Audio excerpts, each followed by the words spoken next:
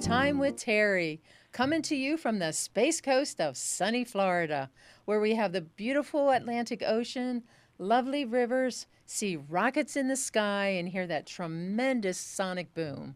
I'm Terri, a retired rehab care professional who has worked with seniors my entire career. Now I'm at that stage in my life. In this outlet, Time with Terri, I would like to hear your ideas and share your concerns because to me, this is not just a podcast. It's my mission as a senior advocate to connect you with an amazing network of resources because in Brevard County, we care about our seniors. I would also like to support small businesses and local charitable organizations. Now, I don't know if some of you who know me know I love trivia. So my trivia question today is, what non-related movement symptom is often an early sign of Parkinson's? Now, today's question is multiple choice. It's either A, loss of smell, B, hair loss, C, visual problems, or D, hearing loss. Okay, and the reason I'm asking that question is because of my guest, and I'm so excited to have Janice Moia here. She is the president and head coach of Rocksteady Boxing, Rocksteady Boxing at Advance Fitness of Melbourne. So, Janice, I'm so happy to have you here. I just love your organization. I've been there several times, and being with a rehab background, having those Parkinson's patients, just enjoy working out because as a PT assistant that you had been. Our patients don't always enjoy their enjoy their exercises. That is true. But in yours and your clientele, they're just what a wonderful group of people. And your team is amazing. I know, and Faith is great. I know you have some new people since I've been there last, but it's a wonderful organization. Thank you. So tell us about yourself. You were born in New Jersey. Yes, I was born in New Jersey, and I moved here in 1979 with my parents. Should I tell the little story? Yes. Okay. I love it. Okay, so we were traveling on a vacation, and we were down in the Keys, and on the way back, we were driving, and the van that we were driving in started to break down, so my mom found a campground, happened to be in Melbourne Beach, Florida. So we stayed there for about an extra 4 days while the van got fixed, and my parents fell in love with the place. So we ended up going home, and they both worked for Jersey Bell. They put in their transfers to come down, and lo and behold, and within 6 months, my dad had gotten the call to come down, and here we were, 1979, right after the blizzard in Jersey, the big blizzard. That's the last thing I remember about being in Jersey is the snow all the way up to the second floor. Yeah. But yeah, so we ended up here in Florida and never looked back. And we love it here. I've never left since I've been here, Yeah. So good. Yeah. And you're married and you have 3 kids and 4 my grandchildren? husband was also born and raised right here in Melbourne Beach as well. So he's a native, actual native here. So, yep, I have 3 grown children, and I have a wonderful daughter-in-law and a wonderful son-in-law and 4 beautiful grandchildren. Oh, that's nice. So you get to spend time with them. I do. Which They is all live wonderful. here, so it's nice. My oldest son doesn't live here, but all the grandkids live here. So that's what's more important now is the grandkids. Yeah, who cares about the kids? Yes, exactly. They're grown up. Yeah. You've raised them. Yeah, Yes. now it's time for the grandkids. Yeah. And you get to just have fun with them, so that's good. Right.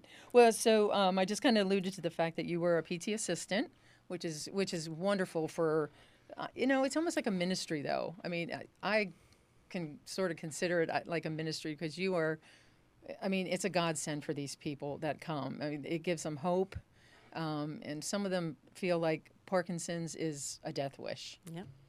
That's how they come. It's we tell them this isn't a death sentence. It doesn't have to be.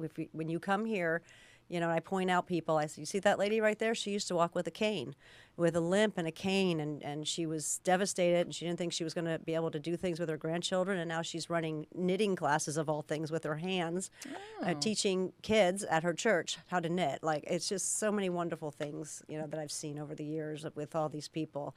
And, when it's always when I hire somebody new, they're like, "You're not leaving, are you?" I'm like, not yet. But yeah, no. So, but it's just been the program itself, has just been tested through and through now. It's had the most recent research. I don't know if I should go here already, but the most recent research is from the 2020 to 2022, and it all came back with these amazing things that they did on Rocksteady Boxing. Let me find my little cheat sheet here with all the facts.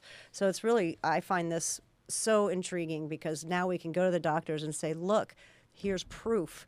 They've done testing on it for 2 years of people that didn't do Rocksteady, and then another group that did Rocksteady.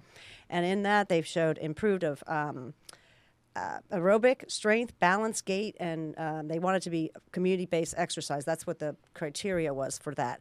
And the Rocksteady Boxing participants had a reduced fall rate of 87%. Wow, that's from amazing. Start to finish. That's like 87%. Yeah. I mean, that most of the time they start falling, and it's like, before it was like, now we're going to have to get you a walker. Now you might have to be in a wheelchair because you're too, unsteady to walk and you're not safe. Now we just keep pushing them and teaching them how to balance themselves better, how to fall, if you will. Like if you start to feel yourself fall, we practice that, taking those big steps to stop yourself from falling. So. So how did Rocksteady Boxing start? So it started back in 2006. A young guy up in Indianapolis. He's a assistant state's attorney, and he started having his hand shaking, his handwriting, and got diagnosed. And he was devastated at 39 years old. And he had a buddy that was a Golden Glove boxer, and he's like, "Come on to my gym, and let's work out. Let's get your frustrations out. Come and hit the bag." Well, he started training like a boxer would train, with balance, agility. There's all those 5 things. Yeah, balance, hand-eye coordination, speed of movement, agility, muscle power, mental focus, and rhythm. So those are the things that a boxer does to learn how to become a great boxer. And his symptoms started to decline. His handwriting came back. He actually worked another 10 years, I believe, is what it was. So that's pretty exciting that happened. And after 6 years, they were just doing the young onset people, but more and more people were coming up to them and saying, we want to do this in our town. We want to see what, and with the older people as well, not just, the young onset. So by 2012, they started the affiliation program, and it's been going strong since. So they started, with several, and now there's over 850. I just checked this today. Wow. 850 affiliations all over the world. We're in 14 different countries as well. So it's not just the United States, it's all over the world. It's pretty amazing. Good. And so you got into the Rocksteady Boxing. You were a physical therapist assistant, right? Then became a personal trainer, right? I became a personal trainer. I stopped doing physical therapy. I just was pooped from it, tired. I just needed a break. And so I said, after 24 years of doing manual therapy, I was like, that's enough. So started doing the personal training, and it was great because I could work on my own time and spend time with my new grandson at the time too. So it worked out perfectly. But I forgot where I was going. That's okay. Well, and then when you started out, though, then you got certified. Somebody had approached you and said about the boxing, and you're like, right. I started doing the personal training, and then the boxers started showing up. The people with PD started showing up, and they're like, "Have you heard about Rocksteady?" And I was like, "Yeah, I'm not okay. I'll check into it." I'm like, "Boxing? What's all that about?" So when I checked into it, I thought, "Wow, this is pretty amazing." And I went to the Indianapolis and 2018 in March, and then I opened my place up in April of 2018. So I've been going at it for 7.5 years. We started with 4 people. We now have 85 people and 9 classes a week. So it's really grown a lot, and we're growing, it seems like daily right now. It's like, oh my, here's another person. Where are we going to put them?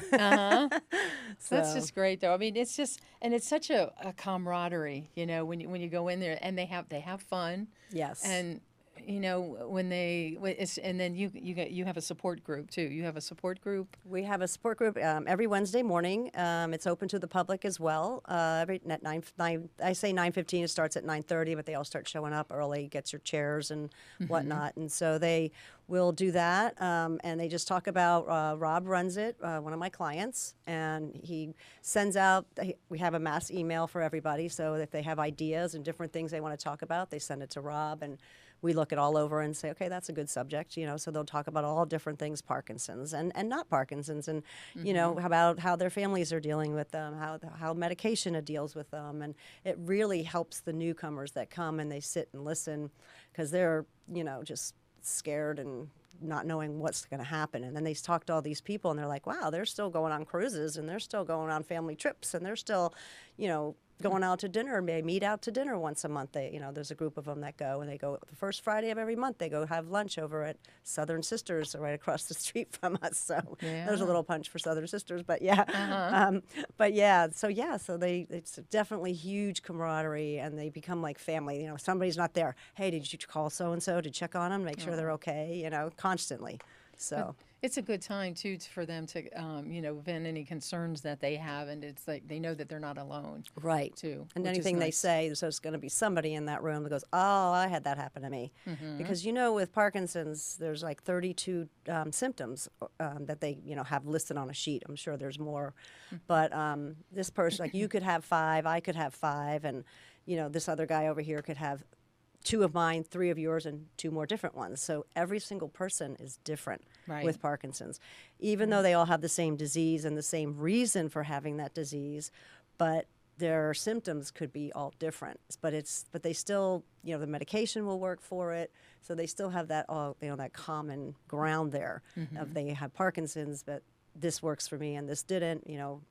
What kind of medicine and.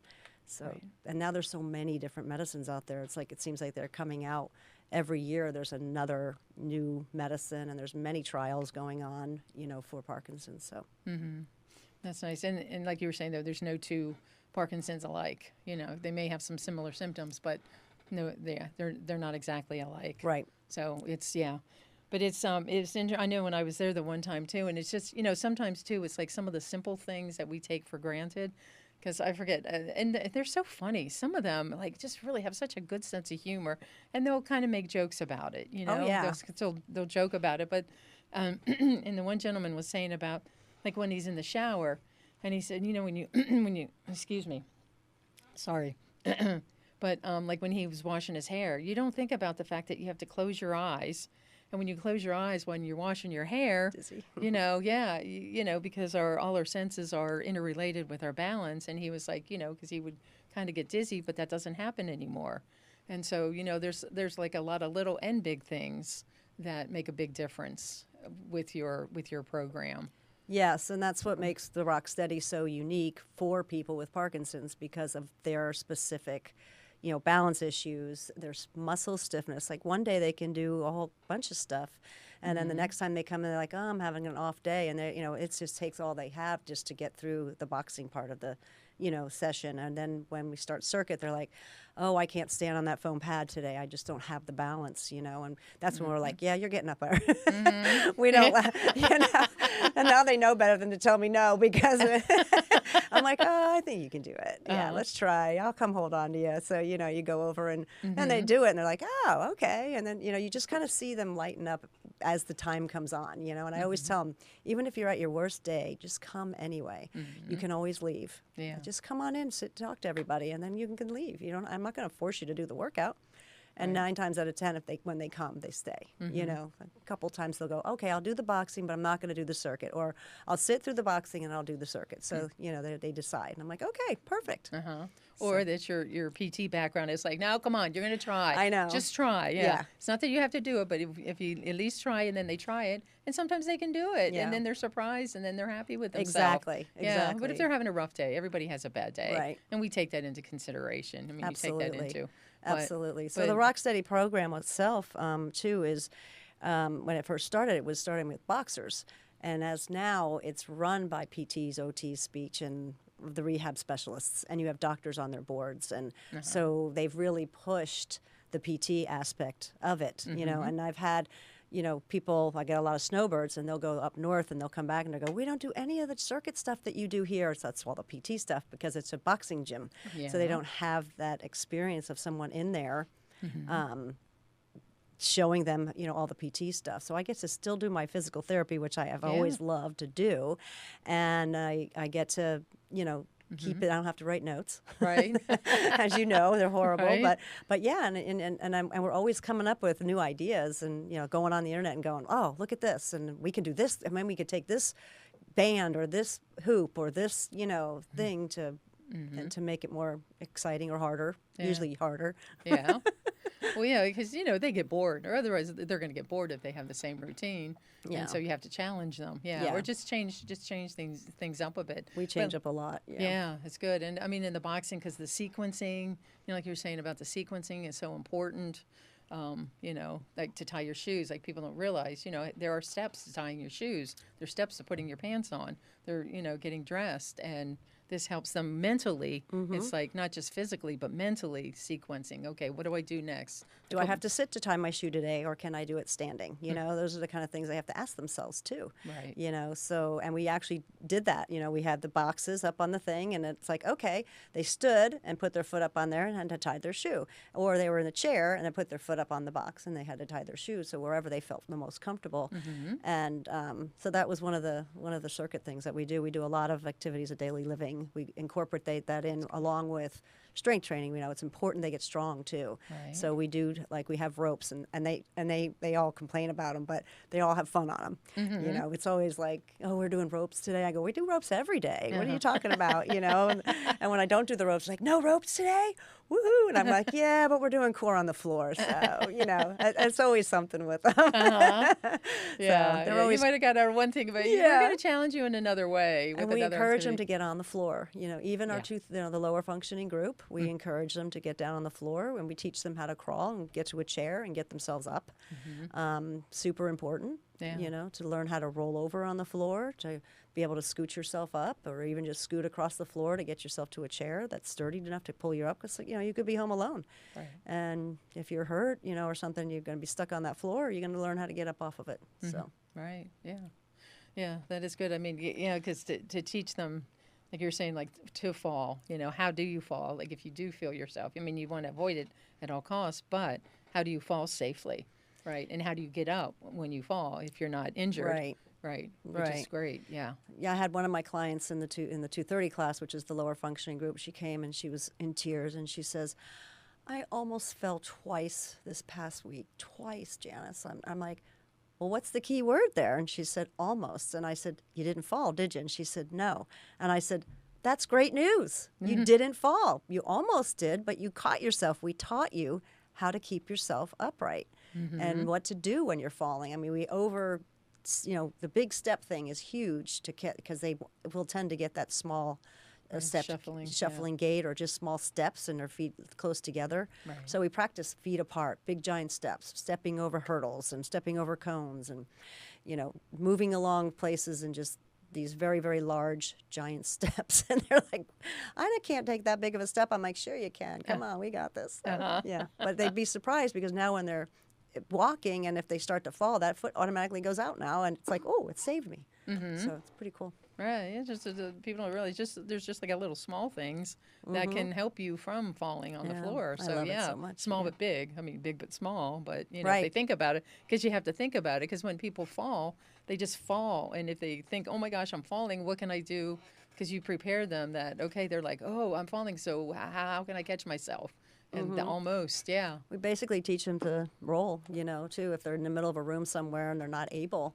So we have big mats, and we teach them how to come up to, like, they pretend like they tripped, and then they get down, slowly roll onto the ground. So it's scary when we do that, but I get But really it's nervous. necessary. But it is necessary, and we do it. So Yeah, the almost, yeah. Yeah, the 'Cause, the almost. almost is, like you said, that was the operative you word. didn't get hurt. You didn't hurt. You didn't fall. And you stayed upright. That's what's important. Yeah. So we were talking about, and then Tai Chi too. Is there a Tai Chi class? Yes, so we have a Tai Chi class every Thursday at 11 o'clock, and that's taught by Brad, and I can't think of his last name. That's okay. He does charge a $5 fee. It just goes to him, just kind of his gas money to drive back and forth. He comes up from Vieira. So there's about 5, 6 people that come, every single week. Some weeks he has more, some weeks less. But And we also have a speech pathologist, Siobhan. She comes every Wednesday. She does the Speak Out for Parkinson's. It's a specialized program that she's been trained in.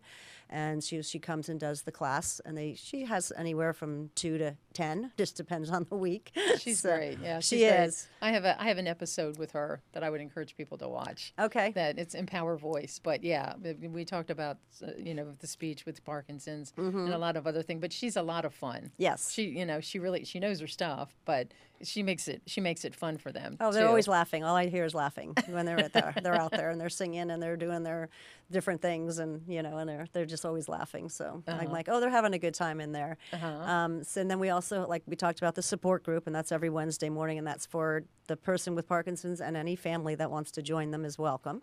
And then we also have the Care Partner support group, and that is on the fourth.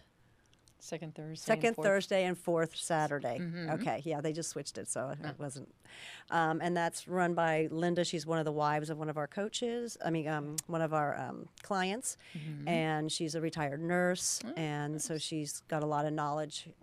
Her husband's a vet, so she has dealt with the veterans. What is that? Hospital up here in Vieira.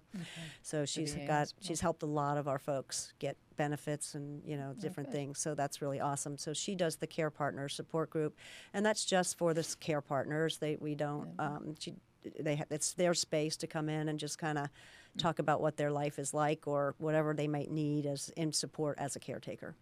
Yeah, because sometimes they just can they get love burned out. they love their loved ones, but sometimes you just have to vent and talk things out with, Of course, with people who are in the same position as they are, which is great.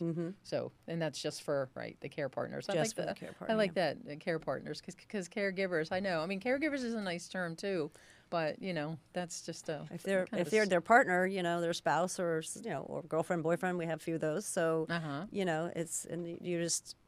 You don't understand what's really happening, and to learn, the different symptoms of, the different Parkinsons, of what afternoon they do. Some of them will get the sundowning like an Alzheimer's person, and get a little confused about where they are, and it's like, why are they acting like this? What's going on? And then they talk to, they come to the group and they learn, just kind of walk them through it, do this, do that, and they get, they get the tools they need to make sure that they are helping their spouse or their partner in the best way they can. And to be patient. I know. The big thing is you just have to be patient and just understand, it's just like they're not doing it. I know. And it's like, for people, it's like they're not doing this deliberately. Do you really think that they want to be slow at with walking or with their speech? No, that's just the part of the disease. Or being confused, I've told you this 1,000 times. Why don't you remember it? Kind of thing. I know. And it's like, why is he acting like that? He's a smart man. Why is he acting? Or she's so smart. Well, how can she behave like that? But it's part of the disease. It's part of the disease. Right. There is some dementia coming in with the Parkinson's. Not all of them get dementia, which is a blessing for those that don't get the dementia. Some just get very mild dementia. So the mild confusion. Yeah. Well, so you have a documentary, which is wonderful. I saw it today, but we have to have a warning. Have Kleenexes. Yes. It's a wonderful. He did a beautiful job. Yes. And they interview some of your boxers, which is great. They call your people boxers. Boxers, yeah. That's what they call themselves, fighters and boxers, yeah. Yeah. They're not Parkinson's patients or clients, or they're boxers, yeah. Which is great. Yeah. But there's some interviews with them and with you, which is great. And the one gentleman who was a teacher, he's like, we love Janice. She's tough. She said, but she's got a marshmallow. She's a marshmallow inside. He said. But, that's Dan. Yes. Yeah. Thank you, Dan. He said she makes it. She really encourages us to do things. So yeah. He actually used to coach with me. Yeah. When we first opened, he was a coach as well. So we have another girl right now, Stacy. She's one of our clients, and she's also a coach as well. So nice. Yeah. So we encourage, if they come up and ask, hey, can I come back and help in another class, or can I help you with setting up? I want to learn. We say, sure, let's go. We'll teach you. Yeah. So, and that's just even more for them to feel like they're a part of something, bigger than what their disease is. Yeah. So. Yeah, because you want to have the maximum, life potential for them. Exactly. You want them to do as much as they can with the situation that they're in, and your program helps that. It helps to delay symptoms or or improve them. Yes, which definitely. is wonderful. Some symptoms go away, and some of them are, they get fit again, and they're like wanting to go do things. I mean, one lady had stopped playing pickleball, and she's playing again. So one guy stopped going on cruises because he didn't feel safe, and now they go on a cruise like every other month now. Oh, good. Yeah, so because they can walk around the ship safer, they're not feeling like they're gonna fall. So yeah, it's pretty, Nice. yeah, Yeah. pretty nice. That's good. Living their dreams, One time I was there, the guy, he hadn't golfed in a long time, and he said, yeah, I went golfing the other day. And I said, well, how'd you do? He said, I sucked. He said, but I had fun being out there on the golf course. And I said, well, that's good. You could be out there, and who cares what your score is? You're out in the field, you're out in the open with your friends or your family, and hey, he had fun. Yes. So he was able to do that. So what, maybe it took a couple extra hits. I don't golf, to get in that hole, but he had fun doing it. As long as he was out with his friends again. And Yeah. that's a lot of it. They'll, that they tend to be reclusive, when they get the diagnosis and stuff. And my dad was like that. He passed away over 20 years ago now from Parkinson's, but he had Parkinson's. He didn't die from Parkinson's, but he didn't want to go anywhere because his the eating out in public was very embarrassing for him, and just the walking, he was slow and thought he was going to hold everybody up, and all different reasons. And then they start coming, now the doctors are actually like just getting diagnosed, and they go check this Rocksteady Boxing out, or go look into the Rocksteady Boxing. And so they're actually referring them and telling them about the boxing, where before they wouldn't say. But my clients have all come to me, and like after coming to me for a year or so, or even their 6 month, they'll come in like, what are you doing? I'm like, why do you look so good? They're almost shocked that they look so good. And they're like, oh, I do Rocksteady Boxing. So it's like all of a sudden in like 4 months, it's like all these doctors that were on the fence or wouldn't say, they would say, oh, check out a boxing class. 'Cause I always ask them when they come in, how did your doctor talk about boxing with you? I ask every one of them. And they'll say, oh, yeah, they said look into some boxing. But now they're actually saying Rocksteady Boxing. So that's huge. Yeah. Huge. Well, too, and it's kind of a cool thing, to say I'm a boxer. Well, yeah, that's what they said. It's like that's one of the things was like you tell your mom, you tell your grandkids, oh, I'm going to boxing today, and they're like boxing, and it sounds way cooler than I'm going to physical therapy, because that sounds like that's for old people. That's boring. That's boring. I'm going to physical therapy. Oh, Yeah. that sounds painful. But and the women too, they're like, yeah, I'm a boxer. Oh yeah. Yeah, that's pretty cool. Yeah, so that's I think it's wonderful. Yeah. So if they would like to join your program, what would be their first step? First step is, well, you can always stop in. Our classes, you can look on our website, which is rocksteadyboxingbrevard.org. And on there, if you look under classes, it'll tell you the days and the times. Monday, Wednesday, Fridays basically is when we have our classes. You can just call us and we'll tell you, what's the best class for you to come and watch. And I always say, just come and watch a class. And pretty much every single person that comes in to watch signs up. Very rare do we get somebody that says, no, it's not for me. But hey, that's okay. Right. That's okay if it's not for you. But they all want to try it because they always they act like they're having so much fun. I'm like, yeah, they are. They really are having a lot of fun, and it doesn't feel. It's like they talk about Rocksteady and they say it's not like, oh, I'm going to the gym today, like a regular gym. This is more like I'm not going to Rocksteady to get fit or to lose weight or to do this like a normal person, like we would say, going to the gym, I got to lose weight or I got to do this or do that. They go there because they're like, if I don't do this, I'm going to end up in the chair or in a walker and not be able to live my life fully. So that's.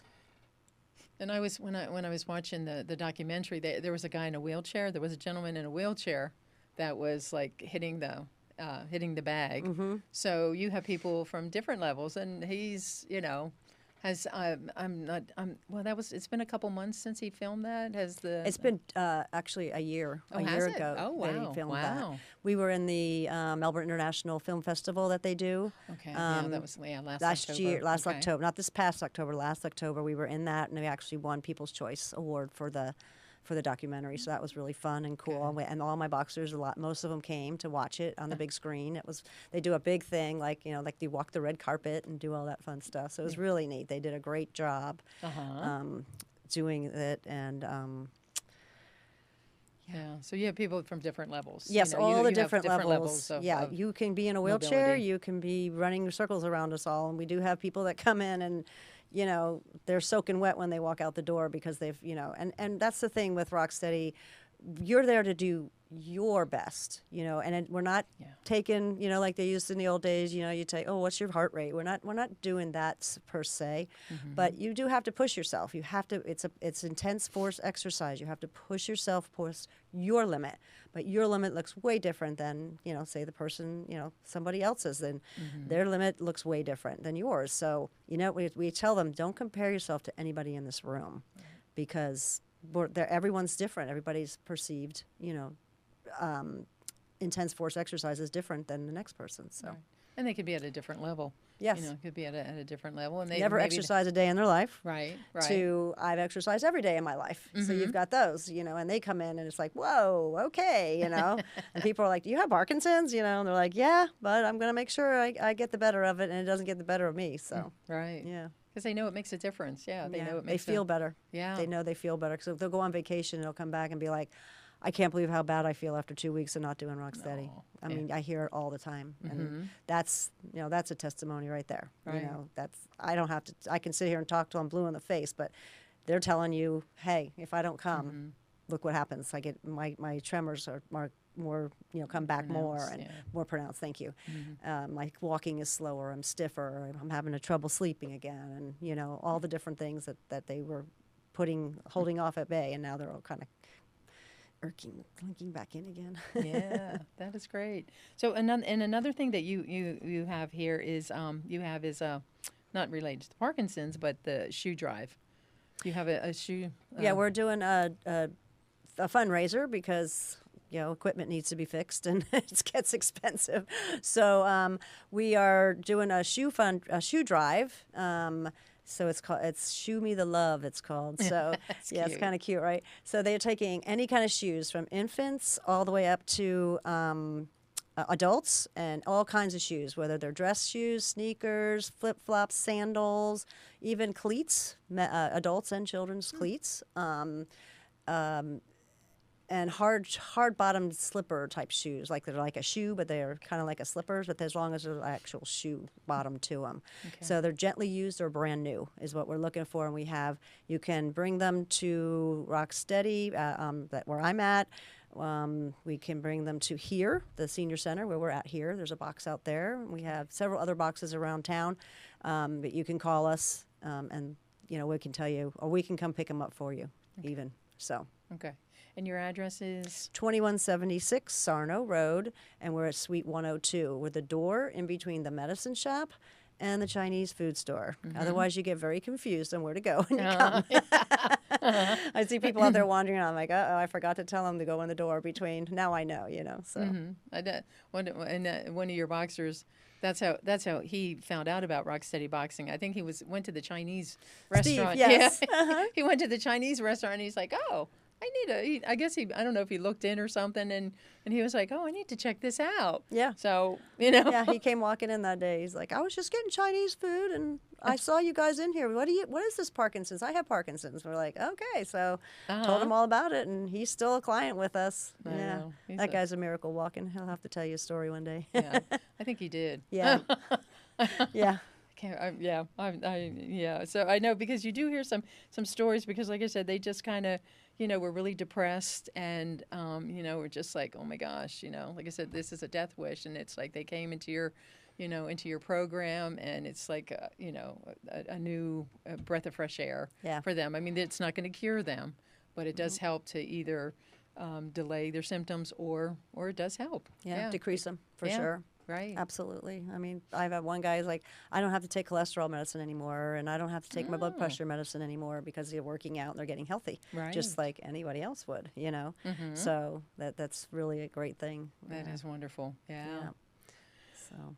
Well, is there anything that I didn't mention that I haven't covered that you'd like I to don't mention? think so. I think We got we got the support groups and all the support groups. Yep. yeah, and all that kind of good And the stuff. Tai And Chi it's just and it's just I just love it. You know, like I said, I've been there a few times, and it's just amazing to see the things that they do and the joy that you bring to them. And it's just that they feel I think they feel such a sense of purpose being there. And it's like, you know, I can't, you know, I may not be able to totally control this because I have a quote from, I did look up some quotes, but there's a quote from Michael J. Fox, and he said, the moment I understood this, that my Parkinson's was the one thing I wasn't going to change, I started looking at the things I could change. right. So, you know, That's so they're famous, like, okay, I can, yeah, that they can make a difference and see, yeah, about that. So the answer to I'll ask the trivia question again in case people forgot. But the trivia question for today is, what non-related movement symptom is often an early sign of Parkinson's? A, loss of smell. B, hair loss. C, visual problems or hearing loss. Do you know what that is?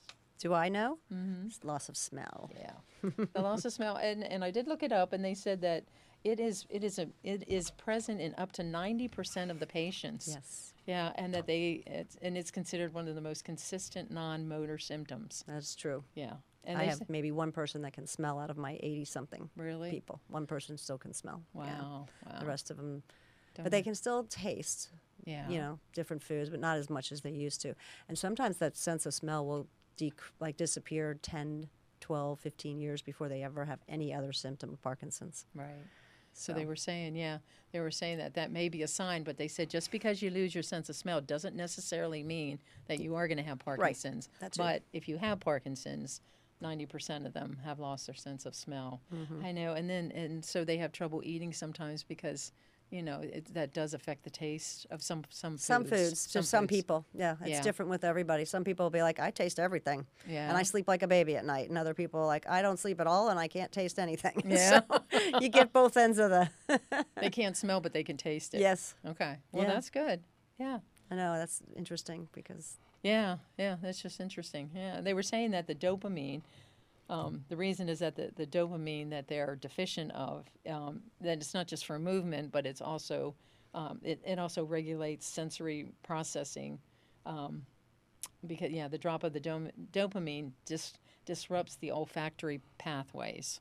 Mm-hmm. So I find that's pretty interesting. Yes, that's a very interesting Yeah. symptom for sure. Because I know I looked up the other one and they were like, we don't know why, but I was like, that makes sense. So, yeah. Yeah, just stop in anytime that we're there, Monday, Wednesdays, and Fridays. And we usually are there from the doors open at 9, and we're there till 4, Monday, Wednesday, and Friday, all day. So Okay. more than welcome to stop in. And yeah. And check it out. Mm-hmm. Yeah. I just have one other quote. I just love quotes. Okay. But, you know, with their speech, sometimes like when they either have a low voice or they, speak slowly. And it's just because they have difficulty speaking doesn't mean they have nothing to say. Right. So that's pretty cool. A lot of patience goes in, you know, Yeah. in with the Rocksteady. And, you know, when people come and see what we do, it's pretty amazing, stuff. So, and we've partnered with the Burrell College of Doctor of Osteopathic Medicine. Oh, really? Oh, nice. Yep, they're at FIT, or Florida Tech now. Ah. And so we get about 24 students a semester. Oh. And they have to do 4 hours of charity work. And so I became one of their charities. So Oh, good. they come in and they get to see firsthand. So we're teaching doctors all about Rocksteady and Parkinson's. So Great. that's pretty amazing. That's good. Yeah, that's good for them to see the symptoms It and is. the improvement. Exactly. they That's can what make they all with say. that. They're like, I haven't been here in a month, and look at Mr. So-and-so. Holy cow. Look how good he's doing. I said, I know. It's great. Good. Yeah, it's great. That's great. Well, Janice, it was wonderful having you on the Thank show. you. And great to I be here. I really think that it's a ministry, for you to help all these people out, give them some hope and fun, and they have fun with that. So right. All right. Well, thanks. Thanks Thanks for being on the Appreciate show. And just want to remind everybody to reach out to someone and be a blessing, and you'll be blessed too. Thanks. Bye.